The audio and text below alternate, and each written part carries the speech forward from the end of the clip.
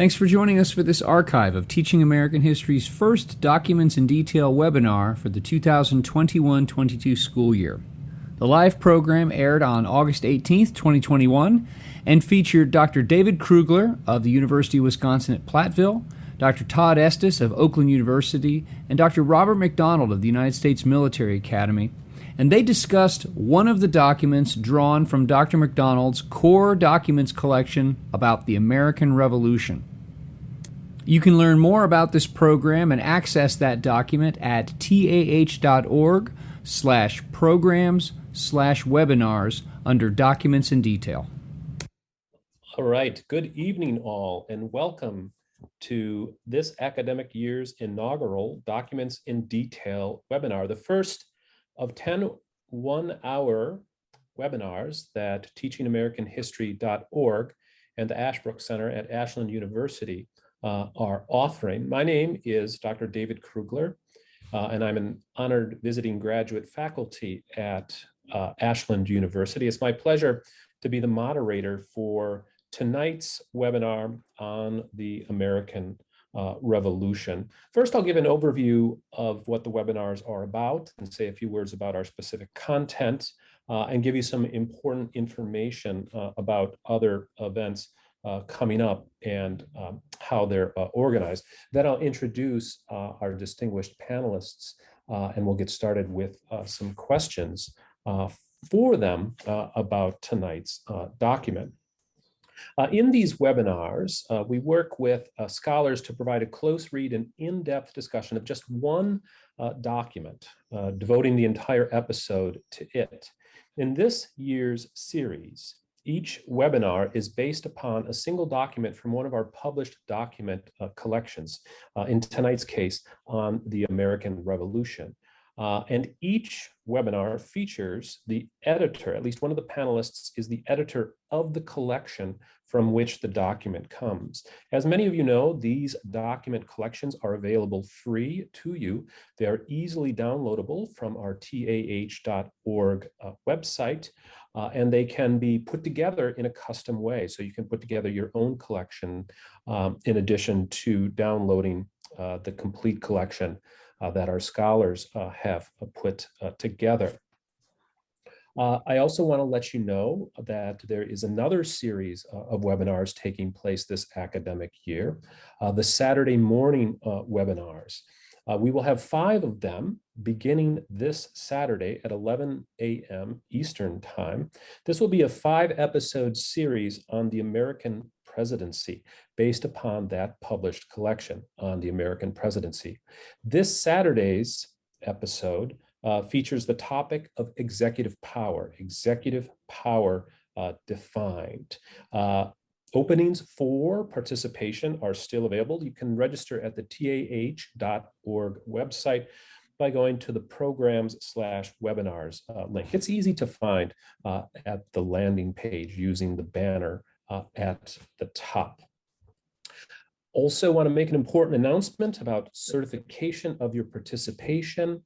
For those of you who stay with us for the entire hour, evidence or a certificate of your participation will be emailed to you next week. So it won't be immediate upon the conclusion of tonight's webinar, but you will receive it next week. All right, so let me turn to our scholarly panelists tonight. It's my pleasure to first introduce Todd Estes, who is a professor of history at Oakland University in Rochester Hills, Michigan. Todd is a specialist on the history of the early United States from the American Revolution through the Jacksonian period. He is a prize-winning teacher and also the author of The Jay Treaty Debate, Public Opinion and the Evolution of Early American Political Culture, which was published in 2006. Todd has also long been an honored visiting graduate faculty in the Ashland Masters of American History and Government program. So too, his co-panelist, Robert M.S. McDonald, who is a professor of history at the U.S. Military Academy. He is a specialist on Thomas Jefferson and has edited several volumes on Thomas Jefferson, or George Washington. He is also the author of Confounding Father, Thomas Jefferson's Image in His Own Time, published in 2016. Finally, before I pose some questions to Todd and Rob, I want to let all of you know that we have disabled the chat feature, but we welcome and we'll take a close look at questions you provide through the Q&A feature. So you can find that on the bottom of your Zoom screen, a little bit to the center right. Again, we will be using the Q&A, and I'll be monitoring that and posing relevant questions to Todd and Rob, but the chat feature is disabled. So with those preliminaries out of the way, Rob and Todd, in taking a look at this document on the cruelties of the British toward the revolutionaries, my first question for you is the one that sprung out to me right away. What were the revolutionaries thinking in producing a children's book to document war crimes? I mean, this is a fascinating problem that I would love to begin with. I'll let you begin. Sure. I want to ask you why they wrote a children's book that was never published. Yeah, exactly. It is a great question, and it's a great document, and it's part of a wonderful collection that Rob has edited on American Revolutionary documents. This is somewhat lesser known, I think, but incredibly interesting. And when we think of great revolutionary templates and writings, we think of the works like Common Sense, or we think of the Declaration, we think of other Stamp Act Congress resolutions and things like that. But this is a fascinating document because it really takes us inside the struggle to create a kind of revolutionary mentality and to sustain a revolutionary fervor in a population that was, by 1779, 1780, arguably losing some of the enthusiasm for the conflict, for the war that they had demonstrated in 1775 and 76. So I think one of the things we want to talk about tonight and think about this as a project that's authorized by the Continental Congress is to look at the way in which this is designed to remind people of why they were fighting the war, of why winning the war and defeating the British was so important, and to perhaps renew or restore a somewhat lagging enthusiasm perhaps for the conflict, which had grown long, which had seen some clear setbacks and hardships. And the idea, I think, is to sort of rally the populace. And so it's an effort in stimulating public opinion. It's an effort in creating a certain picture of the revolution by highlighting British cruelties as a way of reminding people of why it's so important to fight the war and why ultimately it's so important to try to win it. So I think that the motivation, the intention behind this, I would suggest tells us far more and is more important than the fact that it ultimately never got published. I think the fact that it was being created and that two important minds like Franklin and Lafayette were working on this is really, I think, a key thing that we can explore tonight. Thank you, Todd, for getting us started. A word that comes to mind to describe this motive you so nicely outlined for us is a propaganda. Would it be fair to characterize this as propaganda intended not just for a domestic audience to motivate flagging fervor for the revolutionary cause, but also international audiences, since Franklin collaborated with the Marquis Lafayette on this? One of the nice things about a printed text, or in this case, a printed and illustrated text, is, texts don't know borders, and they could certainly be freely exchanged across them. I think it's fair to call this propaganda. Propaganda, by definition, can be true. And, when I composed this document and edited it for, the TAH.org website and the American Revolution Core Documents collection, I did a little bit of research into these events, and amazingly, there is truth behind them. The details for some are somewhat sketchy, but this is, you know, the reality as they seem to understand it. And when you consider that this was meant to be an illustrated children's book, I think, you know, we could understand that it would have two audiences. One obviously would be children, but the second, and perhaps the more important, would be the parents who would read this to their children. So it's clearly designed to be widely disseminated. It's clearly designed for a civilian American audience. And if other people read it and became aware of these stories, all the better. And, you know, just to add briefly to what Todd has said, I mean, I think it's fair enough for us to observe that the British Army was pretty good at winning battles. But as the war dragged on, it increasingly became clear that it didn't do a very good job at all winning hearts and minds. I mean, you know, British soldiers needed some sort of Dale Carnegie course or something on how to win friends and influence people, because they won a lot of enemies and they influenced a lot of people who previously maybe had been sitting on the fence to see the British as them and the Continental Army as us. And I think that, you know, their behavior throughout the course of the war would ultimately work to their grave disadvantage. Thank you, Rob. This raises a really fascinating aspect to the conflict. It's often forgotten that while roughly 1/3 of the colonists were for the revolutionary cause, 1/3 were loyalists, and another third or so were swayable.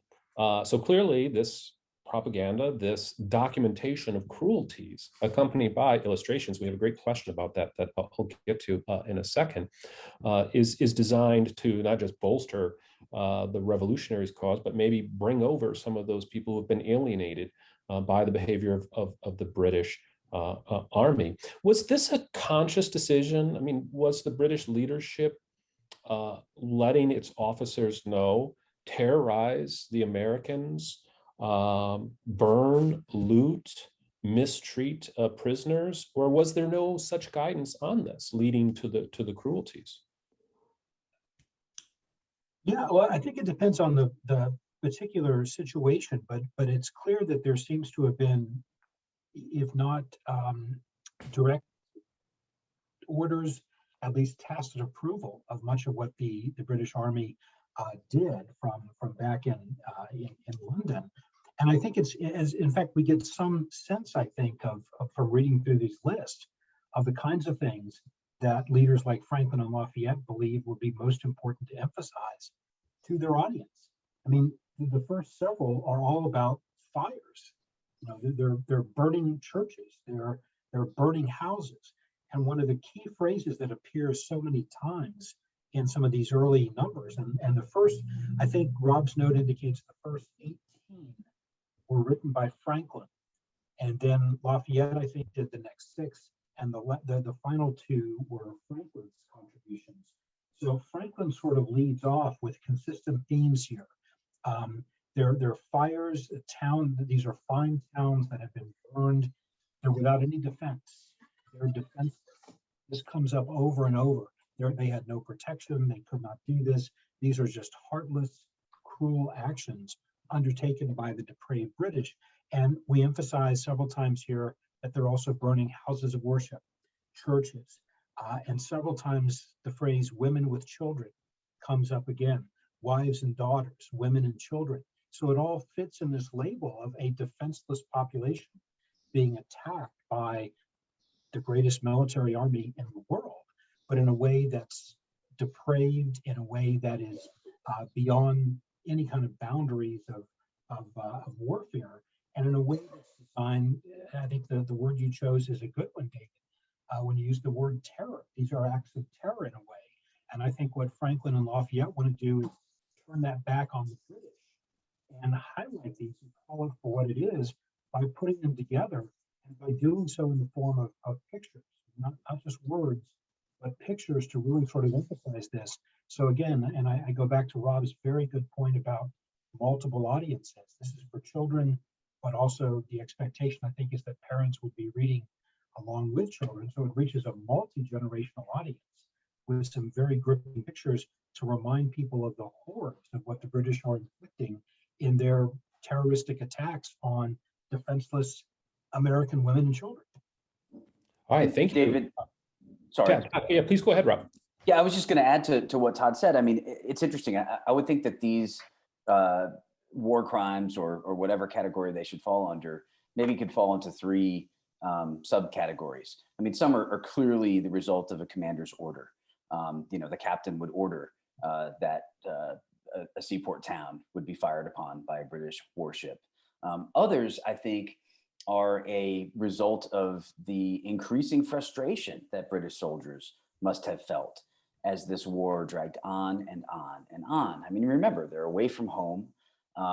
They are existing in, sometimes very Spartan conditions. They probably expected that they would be viewed by many loyalists as liberators, but instead, they're greeted with fear and sometimes contempt by the local population.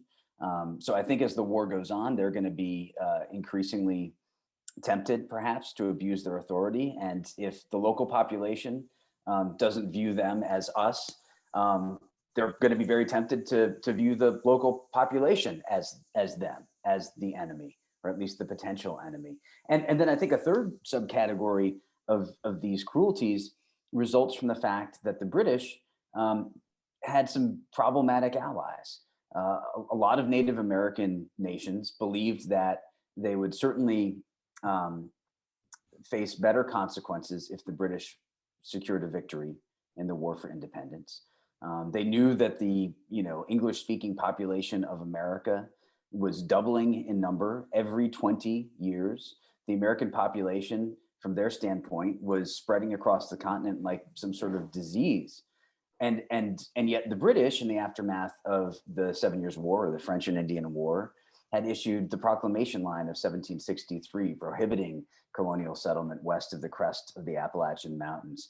But the fact that the British are allied with the Indians maybe gives them, in some circumstances, a military advantage. But I think it puts them at a severe public relations disadvantage, because the Americans have great fear of Native American warfare. And one of the other documents in the American Revolution Corps Documents collection is an exchange of letters between Generals Horatio Gates and General John Burgoyne about the murder of a loyalist American woman named Jane McCrae. She was 25 years old. This occurred in the summer of 1777. It's during the British campaign that led ultimately to their defeat at Saratoga. Jane McCrae is engaged to a loyalist officer, a lieutenant named David Jones. She is visiting the area to see her fiance, and to make a long story short, she's killed by one of the British Army's Indian allies. And Horatio Gates writes to Burgoyne, and he says, how do you explain this horrible travesty? And Burgoyne writes back to him and he says, yes, it's terrible. It's awful that it happened. But these things happen. And we did apprehend the man, but, given all the circumstances, we thought it best to pardon him. And of course, this exchange of letters gets published in numerous American newspapers. Thank you, Rob. Yeah, I wanted to ask about that other incident, which is referenced in the study questions for this document about the murder of Jane McCrae. And I'm glad you brought up the problematic allies of the British. We got a question from Amy Lunt that it's not just the horrors that the British are committing, but also their Native American allies, and playing on the fear of the savages around them. And this document very much traffics in the stereotypes British settlers had of the indigenous people of North America. And as you noted, a lot of warfare. So for the British to ally with these forces, but that was something that had been going on a long time. And that was a feature, of course, of the 7 Years' War. But that plays into this us versus them. I mean, it intensifies that divide. And it's interesting to think about how it's increasingly less a civil war and more of a conflict between an emergent nation and of course, the more powerful and established one, Great Britain. We got two questions about the illustrations, and I'm sure many of the participants also have this a question. Was the illustration process ever begun?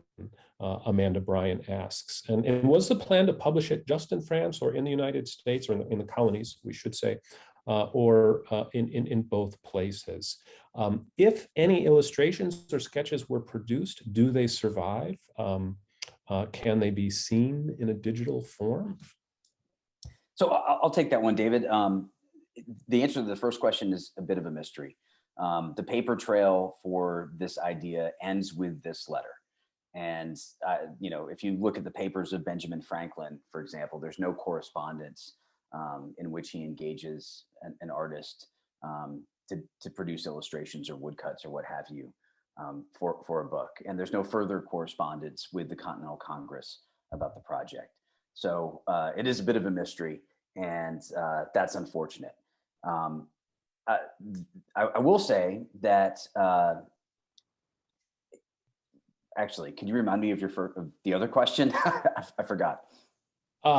If the illustrations were produced, if they survive, and also was the plan to publish it in France? Oh, right. In the colonies, or both places? Yeah, I believe the plan was to publish it in the United States. Franklin was our ambassador in France. I think the idea would be that he might engage a French artist, but I think that the publication would take place within the United States of America.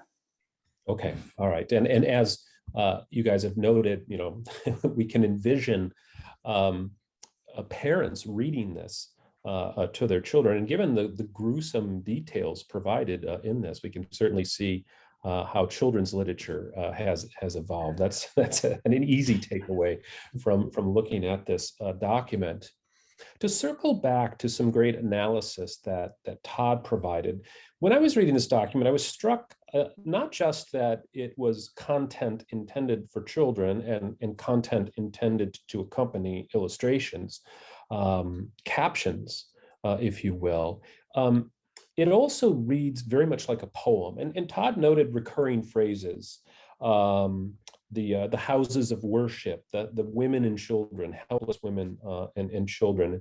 Another recurring phrase is a fine town and port. So the cities mentioned that were attacked. There's the repetition of a fine town and port.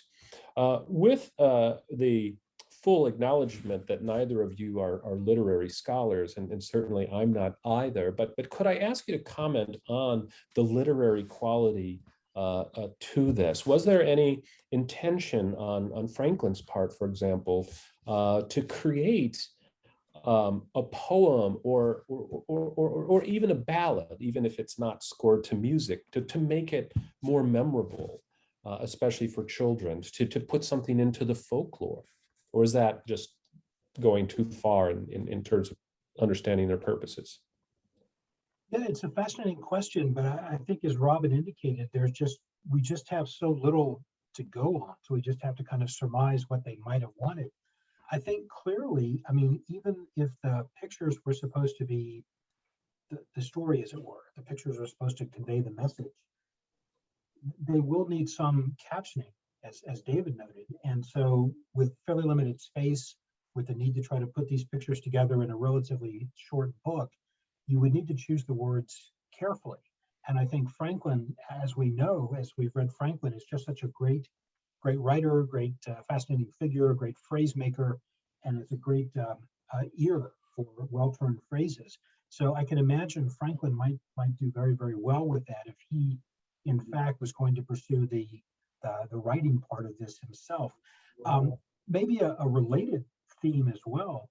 If we look at and compare, as I did in getting ready for this, Franklin's numbers, his contributions with Lafayette's, one of the things that struck me is that Franklin really seems to go for the jugular in what he wants to see portrayed on the page.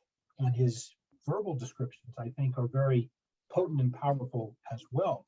Lafayette's are a little, more detached perhaps, a little calmer, almost more technical, it sort of struck me that in some ways Lafayette's list is more about irritations, and Franklin's is about barbarities and depravities. And so I wondered if others in our audience, if Rob maybe noticed this as well, maybe a difference between them there, where if Lafayette by himself were in charge of this project, I think it might have been a good one. But I think Franklin seems to have been the driving force, really seemed to have had the vision for this. And so it's a real shame that we don't know how far this got, but we can, I think, make the supposition that the words that accompany the pictures would have to be few and therefore carefully and well chosen for maximum effect. And if Franklin had anything to do with that, I think he may have been very, very good at captioning these as well as spelling out the accounts. And I think, again, the repetition, the kind of rhyme, the pattern, we can all think of famous and favorite children's books that we've read or read to our children or something. And we think about the word patterns there, the way the repetition's used, the way the rhyme is used. And I think we can sort of see the potential for how this could be an account of barbarities, but in a very almost soothing kind of way of presenting that. Thank you, Todd. That feeds into a question we got from Heather Misner. Was it common to produce materials for children that would cause fear as a teaching tool? And Heather says, I'm thinking here of the primers that the Puritans gave to their children that showed the consequences for children behaving. So 100 years or so after the Puritans are doing this, is this still a pattern in schooling and in child rearing in the British North American colonies? You know, I'm not a scholar of children's literature. I suspect I know that Todd is not one either. But we were children, and we probably remember, Ring Around the Rosie, and have since gained knowledge that it's about the Black Death. And we remember fairy tales that were read to us when we were young. Brothers Grimm stories that sometimes are really really violent and really horrible. And I think that our children's literature, as you pointed out, David, has changed dramatically in recent years. Or even think about like Looney Tunes, these cartoons made in the 1950s or 60s or 70s, much more violent than what would be allowed today. So I think in a way this fits, very well within it. And I think that Franklin's descriptions, and Lafayette's to a degree as well, I read them as instructions to a prospective artist. These are the details that Franklin wants the prospective artist to include. The burning of Falmouth, he specifies he wants the ship to be showing English colors. In other words, the British flag. He wants the reader, just by looking at the picture, to realize instantly that these are the British firing upon this town.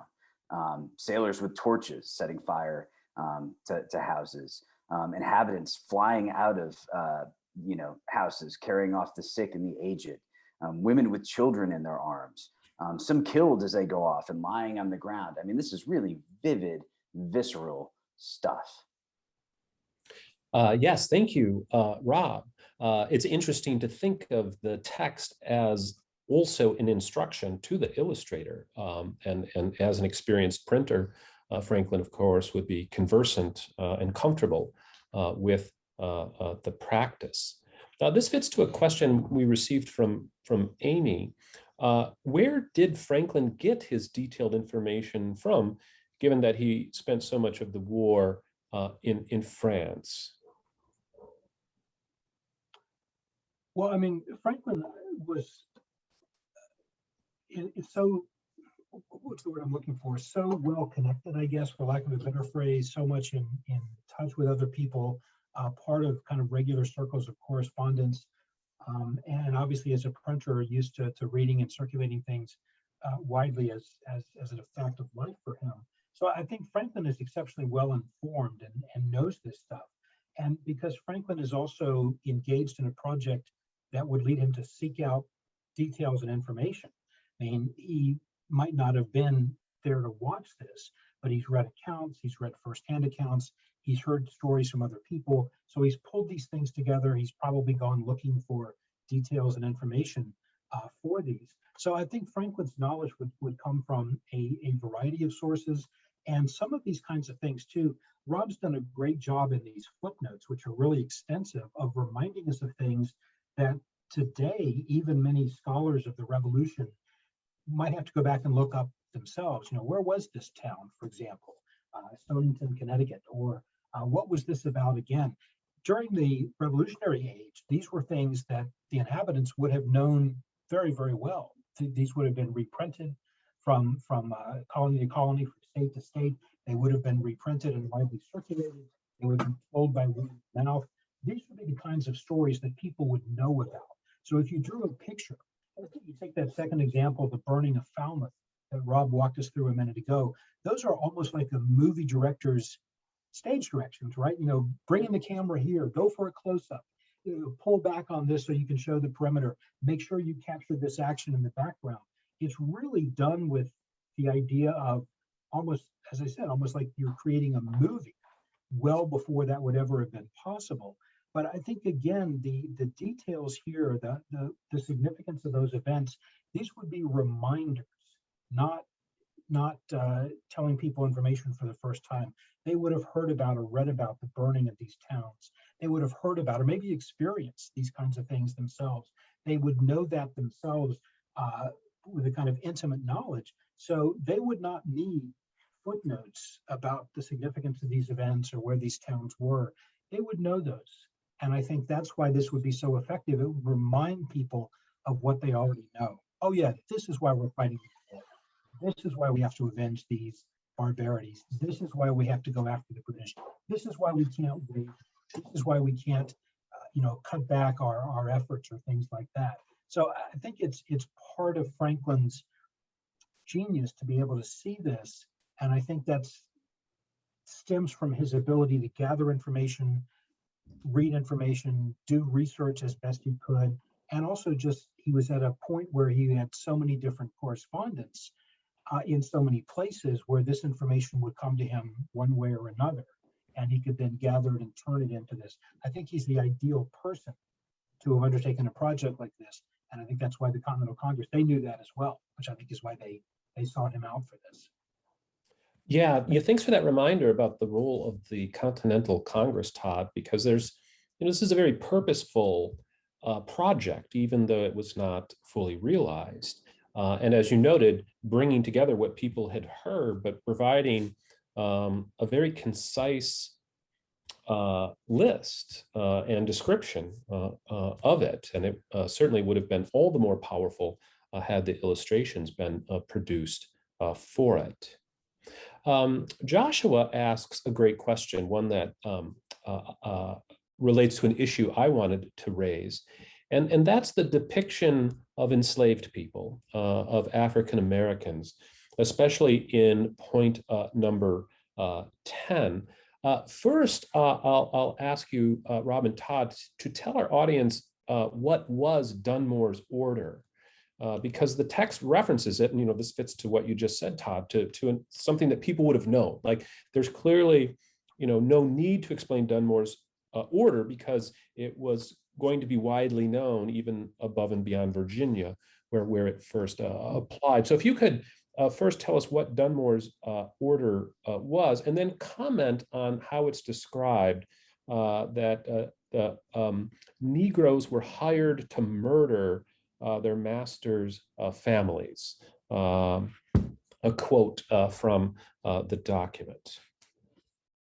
Sure. So in November of 1775, Lord Dunmore, who was the last royal governor of Virginia, issued a famous proclamation that if anyone was enslaved on the plantation of a patriot, in other words, somebody who was supporting the war against the British. Remember, the war had begun in April of 1775 at Lexington and Concord. If they could run away and get themselves behind British lines, if those enslaved people would serve with the British Army, at the end of the war, they would be given their freedom. And, there's been a good amount of scholarship on the proclamation. It's certainly a risky move on Dunmore's part. I think that one of his motivations is to intimidate the white population and to make the white population less willing to side with the Patriots. But I think it had the opposite effect. I think that this further alienated the white population of Virginia and increased the ranks of the people who were part of the resistance against British authority. There's a terrific book that came out a few years back by a scholar named Rob Parkinson, who teaches at SUNY Binghamton. The book is called The Common Cause. And, he writes extensively about the ways in which the Continental Congress and the American Patriot side more generally exploited some of the racial and ethnic tensions that were a part and parcel of this war. By Dunmore reaching out to enslaved people and asking them essentially to take up arms against their masters in exchange for freedom, and to take up arms against other American civilians in exchange for their freedom, really touched all the buttons and pushed all of the buttons of the white American civilian population. I mean, this was a perennial anxiety that there would be some armed slave uprising, and here was Dunmore orchestrating it. And I think the same is true, especially in frontier areas, regarding Native Americans. And the fact that the British Army ended up with runaway slaves and American Indians as its allies and partners, again, maybe provided them with some sort of military advantage, but at least among the majority white population of the British North American colonies that would soon declare themselves the United States of America, I think this was a public relations disaster. Oh, thanks for the analysis, Rob. Todd, please. Yeah, I just wanted to follow up on Rob's points there, which are, I think, really well taken. And the Rob Parkinson book that he mentioned, I know Rob and I have talked about this before. I think of Rob Parkinson as the other Rob, or the second Rob, because I met our Rob McDonald first, although I know Rob Parkinson as well. His book, The Common Cause, as our Rob knows, I'm sure, has a short section on this particular incident. It's only about 8 or 10 pages, but it's sort of a really close read that tries to link this particular effort of Franklin and Lafayette into the broader theme that Rob McDonald was just talking about, to try to link together. I think the phrase he uses is proxies, to associate in the American mind, the white American mind, natives and blacks, particularly enslaved blacks, as part of the British allies. So they sort of take and build on all of the racial prejudice, all of the antipathies that have been there for quite some time in the white colonial population. And now on top of that, they add to them their strong alliance with the British. And as Rob notes, that did present the British with a number of military advantages, but it did deeply alienate whites. And I think what Parkinson does in his, it's a very, very large book. And I think he's since coming out with a shorter one, kind of a condensation that's called, I believe, 13 Clocks, as in 13 clocks striking once, which I think was a John Adams phrase. So Parkinson in that book really talks about the way that these, playing on these racial antipathies that white Americans had, did so much and was such a big part of the Common Cause push to rally people, to bring them together, and to really hold the coalition together by reminding people at every turn that natives were untrustworthy, that blacks were untrustworthy. And if we look again at the, this is page 160 from the book, it's items number 10 and 11. We look at what Franklin says here: Dunmore's hiring of the Negroes, David quoted this before, to murder their masters' families. Blacks armed with guns and metal hooks, as Rob tells us is what hangers means. Wives and daughters lifted up in the arms of Negroes as they are carrying them off. I mean, these again play on deep-seated racial fears and animosities that were present at the time. And now again, they're linked to the British and the efforts as part of the depravities. Savages, again, not Indians, not natives, savages killing and scalping the frontier farmers and their families, once again, women and children. English officers mixed with the savages and giving them orders and encouraging them. So I think as Parkinson does in his book really effectively, we see what Franklin himself was up to here as well, which is to create this unbreakable link in the white colonial patriot mind of Americans fighting against not just the British, but their two proxies, Indians and blacks, who are, again, treacherous and dangerous.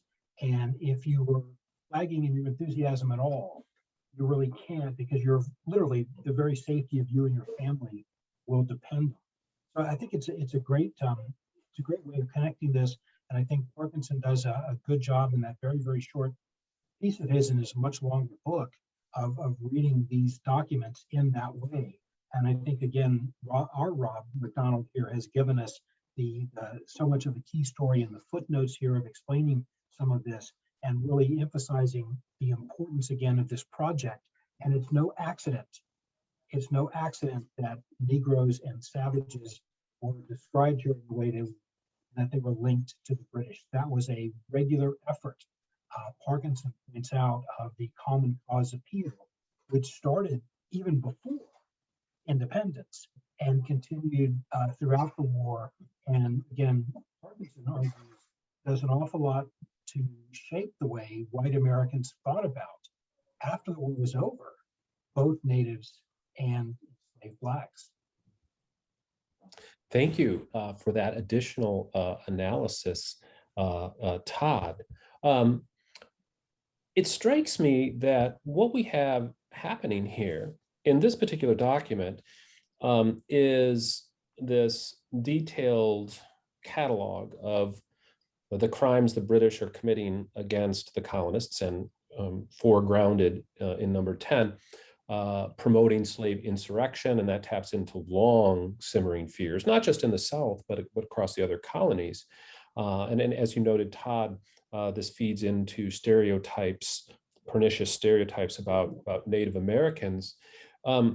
It seems to me that this then creates a problem for the revolutionaries once they prevail against the British, because they can no longer blame the British for causing insurrections or trying to cause insurrections, but the fear of them then continues. And so I'm reminded here not just of Edmund Morgan's famous argument that American freedom cannot be defined, is not defined without American slavery, but also the work of Gary Nash, who's talked about, the founding, the efforts to deal with these so-called unruly peoples. And I'm wondering if either of you want to sort of expand upon that and think forward to how this understanding, these fears, these stereotypes about Native Americans and enslaved African Americans feed into the founding itself once the British are out of the picture. Well, you bring up Edmund Morgan in his terrific, I think, 1975 book, American Slavery, American Freedom. The subtitle is The Ordeal of Colonial Virginia. And, one of the things that he's trying to address in this treatment of early Virginia history, beginning with the establishment of Jamestown in 1607, all the way up through the American Revolution, is how is it that, this society that was based upon slavery produced so many of the leading patriots in this struggle for liberty? How is it that Virginia produced Washington and Jefferson and Madison and Monroe and Patrick Henry and George Mason? And it's interesting because the thesis of Morgan, which is that essentially being surrounded by people who lack freedom, being surrounded by slavery, causes a person to appreciate their freedom to a much greater degree, perhaps, than if they didn't have examples of people lacking freedom nearby, and they took freedom for granted. I mean, I think that's a stunning insight. And I want to give a shout out to another historian, a much earlier one, who mentions this in the first chapter of his history of the American Revolution. And the person I'm speaking of is David Ramsey. So in David Ramsey's 1789 history of the American Revolution, to my knowledge, the first, book, 2-volume book to provide an account of the American Revolution, in his first chapter, which is on colonial America, he specifically points out that, the existence of slavery among Americans, especially in the South, made them especially jealous of their own liberties, made them especially touchy about any encroachment upon their own liberty, their own freedom. And I mean, it's a sure irony that, the existence of liberty in America and, of course, I'm sorry, the existence of slavery in America. And slavery existed in a lot of different places, but it certainly did exist in America, that it would have made Americans especially eager to be the champions of their own liberty. Thank you, Rob. Todd, any thoughts on that? Yeah, I think the Edmund Morgan, that's a book that's now, 46, almost 50 years old. I think that's clearly there have been revisions to that and additions to that, but that's a classic work, I think, that has really stood the test of time. And I think Rob's right to trace this all the way back to classically the first history of the revolution by David Ramsey, and look at that theme and the intertwining of slavery and freedom, not as opposites, but in fact that are closely connected. And I think we see some of that in the story of the American Revolution and the way of trying to build. We can call it a common cause. We can call it a kind of solidarity, whatever we want to address it as. But I think that's striking, and it does have. I think, David, you had asked us to think ahead a little bit in terms of slavery and the American founding and these sorts of things. I think it's really interesting that in the late 80s and early 1790s in particular, some Americans, those identified primarily with the Federalist political party of Washington and Hamilton, sought a kind of building of bridges again with the British, primarily in terms of trade and commerce, but also essentially saying, the war is now over. That was then, this is now. We need them as a trading partner. We need to build from them and sort of, coast off of their esteemed economic momentum so we can become just like them. And so there's a clear effort after the war to reach out among some Americans to the British and rebuild the ruptures that had taken place from propaganda such as this. There is really no such effort to do that with the natives or with blacks, enslaved or free. They continue to be cast off and set aside from the definition of what it means to be an American, from their definition in terms of being members of the United States. They might live on the land, but they were not citizens. They were not seen as equals. And so you begin to see, although the propaganda efforts are to link them all together. The British did this, the British are depraved because they used these proxies. Once the war ended, at least for some Americans, there's the effort to try to extend the olive branch to the British. The famous Jay Treaty is the Treaty of Amity and Commerce. So they want to promote friendship. They want to restore these relations with their great bitter rival in this terrible war. But the relationship between the United States and, you could argue, certainly between the white race and natives and blacks, is a very, very different story. Even though they're linked together during the war, they are clearly then kind of separated afterwards, except for, of course, Rob's guy, Thomas Jefferson, who never forgives the British and ends up creating a political party with Madison to oppose the Federalist Party, which, of course, they denounce as being too British, monarchized. They're all monocrats and things like that. They want to reestablish an American monarchy and these things. So it really is striking, I think, that these efforts and these issues don't just end with the revolution. They play out in multiple ways in the immediate history and certainly the long-term history of race and slavery and sectionalism in the country is obviously the subject for future seminars like this, future webinars.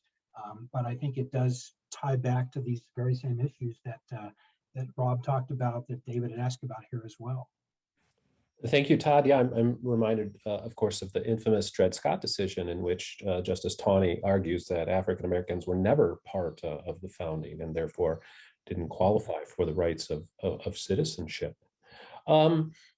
taking a slightly different tack before we get to a question that came in through the Q&A, in reading this document, I was struck by this recurring theme that the catalog of British crimes reflects some sort of incipient awareness of the international rules of war. And I'm wondering if you could tell us what were the international laws of war, of ground war, at least, since the depredations detailed here relate to it and to the treatment of civilians. Can this document be read as an argument for standardization or further articulation of rules of warfare? Yeah, I mean, in a way, I think it probably could. I don't know that we can say that there were laws of war, but there certainly were customs. And I think the thing that enforced them was reciprocity. So something as you would think simple as a surrender ceremony had a number of different features that are almost ritualistic. So if you lose in a battle and your army surrenders, is your flag going to be unfurled? Can it be waving in the breeze? Or must it be essentially tied to the pole and enclosed with a cover? The British did not allow the courtesy of a flag flying in the breeze after the surrender of Charleston. And so in 1781, when Cornwallis was defeated at Yorktown, the British were not afforded that courtesy. I mean, it's just one example of one of the many little things that, were taken for granted, at least by them. But certain basic things, such as when somebody has surrendered, when their arms have been tossed aside, they are treated as prisoners and not as enemy combatants. And so stabbing soldiers who have surrendered while they sleep, for example, which is one of the charges placed on this list for illustration, is clearly beyond the pale, clearly not allowed. And, the question has come up, to what degree is this children's book an international document? I think clearly the Declaration of Independence was aimed not only at a domestic audience, but also at a candid world. And just to go back to the previous question, I think it's worth pointing out that, these people are essentially using every weapon at their disposal, every argument that they can make to solidify American popular support for the common cause of the American Revolution, to paint the British in a bad light for both domestic and international audiences. But also, I think that their use of race and ethnicity as a wedge to try to separate the British from the white American population is a useful tool. But I think we should also keep in mind that this generation, unlike Judge Taney's generation, Justice Taney's generation, was remarkably enlightened in its thought, despite the circumstances into which this generation had been born.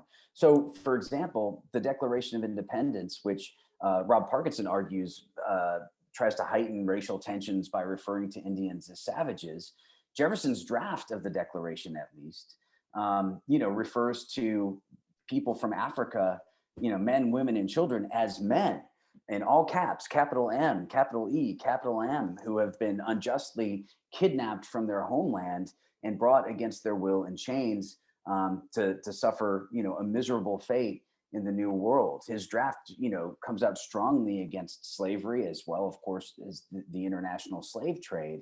And it is struck by the Continental Congress at the behest of representatives from Georgia and South Carolina.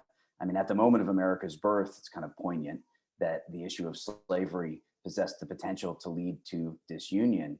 But Jefferson and others are going to be passing bills for gradual emancipation in a number of northern states throughout the 1780s. Jefferson proposes one for Virginia, which doesn't pass. They're going to be limiting territorially in the aftermath of the American Revolution, where slavery will be allowed to take root. Jefferson proposes that it not be allowed in any of the territory west of the Appalachian Mountains, from the Great Lakes almost all the way down to the Gulf of Mexico. They are also going to, at the earliest possible moment allowed by the Constitution, Jefferson has already in 1807, signed into law a bill that in 1808 abolishes the international slave trade. So there is some progress that this generation makes, I think in part because they do believe in the principles that they espouse. But once you see the invention of the cotton gin in 1793, and the increasing regionalism that it results in, the issue of slavery for about a generation basically hits a brick wall. Thank you, Rob. We have this question from Amanda. And the curiosity of this complaint struck me too. Amanda asks, Franklin's final point about counterfeiting doesn't seem to fit. It almost seems like an afterthought, and certainly something difficult to fit into a children's book. Why did he include it, Rob and Todd? To what extent was there a factual basis for the counterfeiting charge? And let me just expand on Amanda's great question by also asking, are there any exaggerations or outright falsities in the accusations against the British? Not just counterfeiting, but Native American allies roasting and eating American captives for dinner, for example, in I think that's number 18. Yeah, I don't know about the counterfeiting. I'll leave that to Rob, who probably does have an answer for us. I think in the rest of these, I think all of these we could probably say are grounded in some sort of factual basis, some sort of evidentiary basis. But they also, I think it's clear, do involve some, if not exaggeration, at least certainly what we might today refer to as spin. These are being spun in a way to create the worst possible interpretation of these events. And there again, often you'll note that something horrible is described, and there is an English officer, for example, who's sitting there watching, or something terrible is described, and it's going on in front of British troops or British commanders who are doing nothing to stop it. And so I think these are, again, ways of trying to present information that has probably been built up a bit, probably been exaggerated, probably been, at the very least, presented with a particular point of view in mind to elicit a particular response. I mean, that's obviously the goal of this. But I think, again, I believe in most of these cases, and again, if we look at the footnotes here that Rob has carefully put together, we get a lot of the details of what these things refer to. And those are records that could be checked, could be looked at. So if they were wholly falsifying these things, which, as we said earlier, these were episodes that the American public would have known about, would have read about, would have encountered, would be familiar to them. If they were going too far or making these things up as pure invention, I think they would be called out on that. And it would also undermine the entirety of the project, because this really gained weight, or potentially could gain weight, and was designed to build on things people had already known about and present them in a way that is simplified, again, for a children's book, but also in a way that is neatly fits a broader argument. And I think that's something we see here as well. I'll just add that I think one of the things that the point about counterfeiting essentially references is the fact of inflation, which was rampant during the War for Independence, largely because the Continental Congress, as well as states, were printing paper money. And as the War for Independence dragged on, inflation became more and more out of control. And I'm not talking about the sort of inflation that we've experienced recently, where prices might increase 5% over the course of a month. I'm talking about something that cost £1 in 1777 is going to cost £100 in 1781. I mean, it was really increasing at that rapid rate. And that's the sort of underside of the sort of war that George Washington waged. But these incidents of British cruelties, I think, are the other side, the upside of the kind of war that George Washington waged. Historians and students of the American Revolution oftentimes will speak of George Washington's Fabian strategy. And the Fabian strategy sort of gives a shout out to a 2nd century BC Roman military leader named Quintus Fabius Maximus, who pretty famously fought a long war where he chose his battles carefully, where he put his army at risk only under very selective and prudent circumstances, and where he believed that time was on his side. And certainly George Washington believed that time was on America's side, certainly militarily, that, you know, all our army really needed to do was to outlast the British. The British somehow needed to win. They needed to win not only battles, and certainly if they could win battles where they captured significant portions of the Continental Army, that would be a tremendous victory. But they also needed to win hearts and minds. And just to go back to this theme that I touched upon earlier in our conversation, the longer this war dragged on, the more incidents like this took place, the more alienated most American civilians felt from the British Army. And I think their situation became more and more desperate as time passed, because it became clear they might capture a city and they could hold it as long as they could hold it, but then their army would need to move on and go elsewhere. As long as they were there, people might say, God save the king, but as soon as they left, people would say, God save George Washington. Thank you, Rob. That's a great pin or landing to end on. The hour just flew by. I thank you both for your informed and insightful and fascinating observations on this document and the full answers to not just my questions, but those of the participants. I'm going to thank everyone for joining us and turn things over to our TAH coordinator, Jeremy Gipton. All right. Well, thank you so much for everybody attending. Thank you, the three of you. I appreciate it. And again, we have 9 more episodes of Documents in Detail coming up over the next year. So thank you and have a great school year as you're starting out.